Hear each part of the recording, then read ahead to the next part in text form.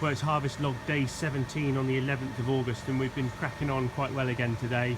This is the Crusoe shed. It's virtually full up now. There's just one or two of the little fans running there just to take some of the heat out of this of this heat that's in here at the moment.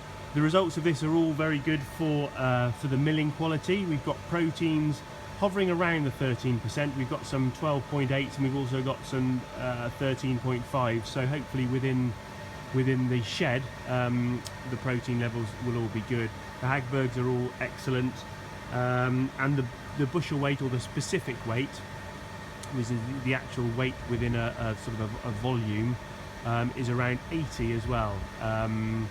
So that's all good. The minimum specification for milling wheat is 76. So at the moment we've got a shed of quite good quality milling wheat here, which is great news.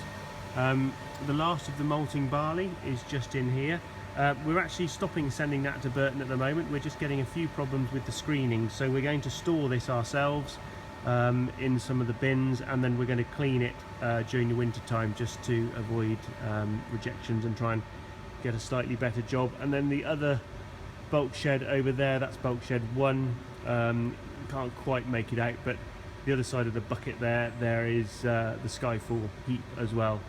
So in the next couple of days we'll be cracking on with peas, and then a bit of a dilemma then whether we go to malting barley, spring barley, which again destined for Molston cores, or whether we go on up the hill to get the Invicta and Zulu, which is biscuit wheat, something called a Group 3, which is destined for Kellogg's. So it's a better grade than feed, but not as good as milling. So and it's a bit of a logistics there, because coming in with the new header and on the combine, if it's wet, the dryer will not cope with it. We've got a good forecast ahead of us until about Wednesday. So it's a bit of a dilemma as to what we do. We either cut the spring barley nice and dry. We're definitely going to go and get the peas tomorrow, and then risk some of the milling wheat, the biscuit wheat up on the hill, or whether we go and get the biscuit wheat on the hill and then come back to the malting barley. So just have a think about that overnight tonight.